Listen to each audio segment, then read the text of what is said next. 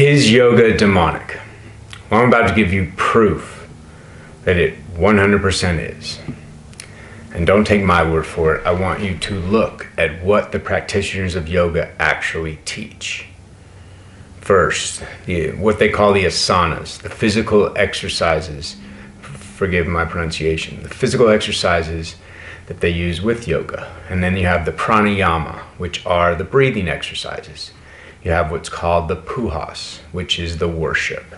Now, all these three link together. They open doors to the spiritual realm and to spiritual influences. And again, don't take my word for it. Even the word yoga means to be yoked with, a union. Now, you have to wonder, what am I being yoked to? So I want to read you a quote from a lot of yoga sites. They allude to this or something like this. And I want to read it so I can get it right on point, and I want it really to sink in.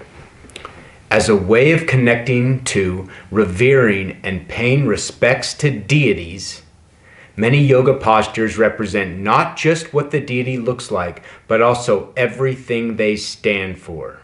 As we practice the posture, we put our focus on the energy and essence of the deity and look to embody their qualities. We are talking about a spiritual association. It literally takes place by transferring energy from those gods, aka demons, into you. This is extremely dangerous, and I've seen more followers of Christ deal with demonic torment because of this and need deliverance because of oppression, psychosis, depression,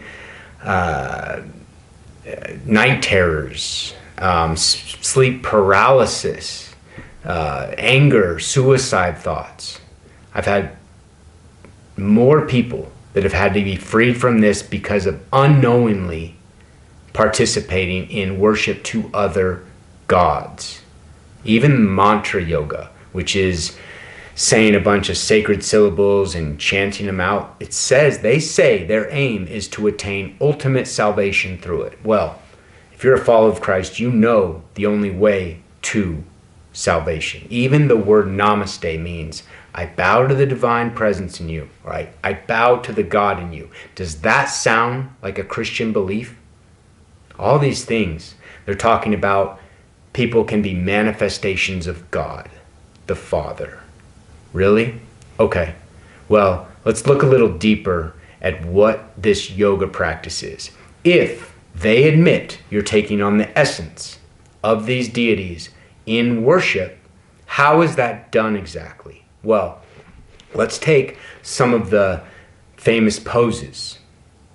Let's take the lotus and the warrior pose and the tree pose and the half moon pose, the warrior pose, the sun salutation. Let's see, what else? We have the crocodile and the cat-cow pose. We have half moon, the splits. What do all of these positions represent? By their own admission, each one of the poses gives certain homage to their gods. And if you want to look up how many gods they are, it's insane to think you can take part in that act and with the Lord. Even as Paul said in 1 Corinthians 10, the pagans sacrifice to demons, not to gods. You cannot partake of the cup of the Lord and partake of the cup of demons. You cannot sit at the Lord's table and with demons. Are we to provoke our God to jealousy? Are we stronger than He?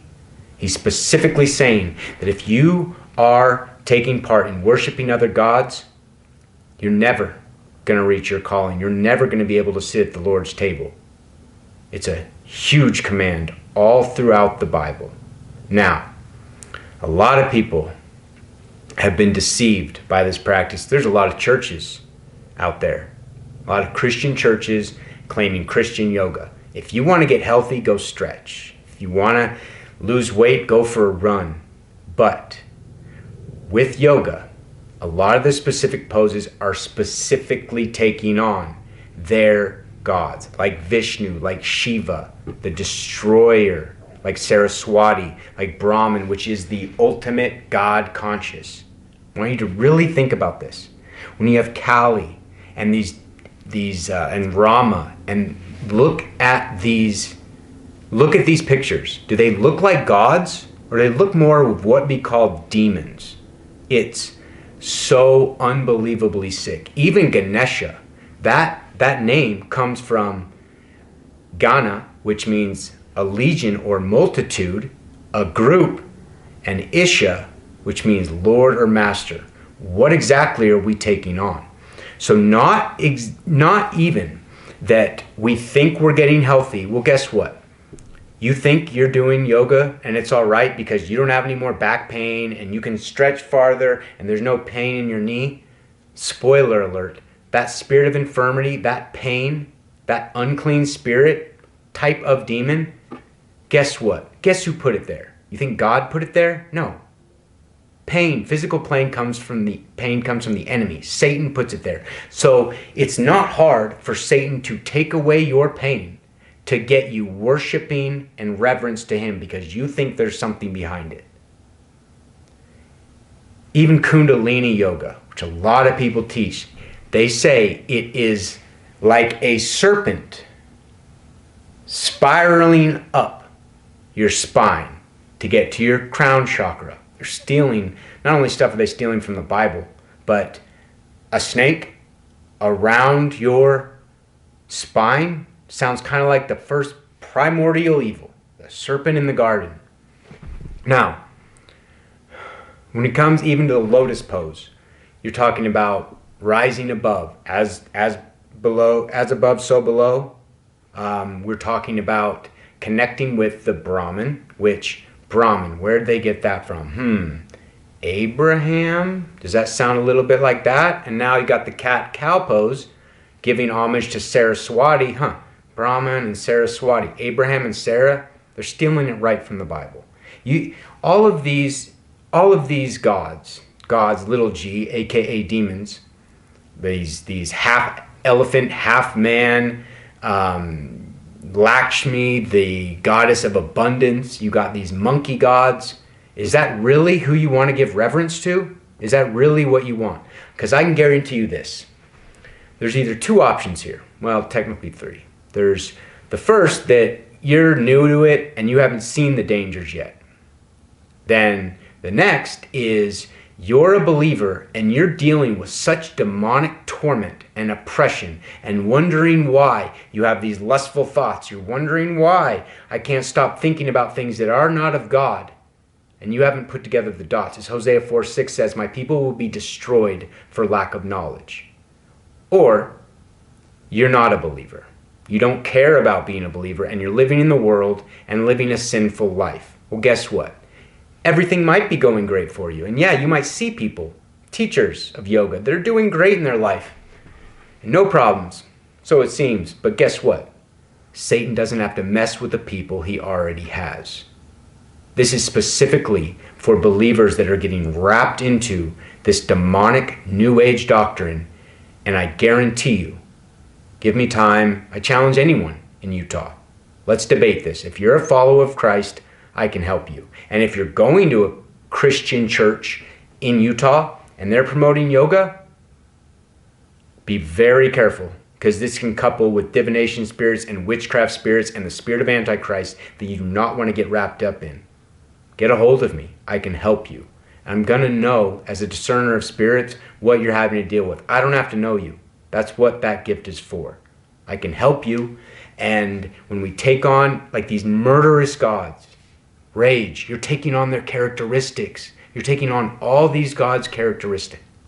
And it's nothing to play around with. So yeah, if you need help, and if you're in Utah, and one of your lead pastors or leaders is promoting yoga, I don't want you to get tugged in the wrong direction.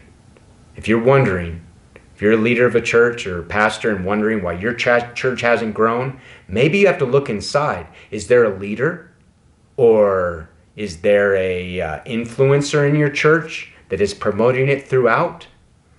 God's not going to bring more people into that fold to let your leaders destroy them. I've seen more problems come through this practice than any other. More people that need help from the demons that they've opened the doors to. They've given legal rights to those demonic spirits, and it is brutal. It will lead to destruction. And whether you see it now or you see it down the road, it is impossible to be a follower of Christ and to worship other gods, which is, by their own admission, what this act is.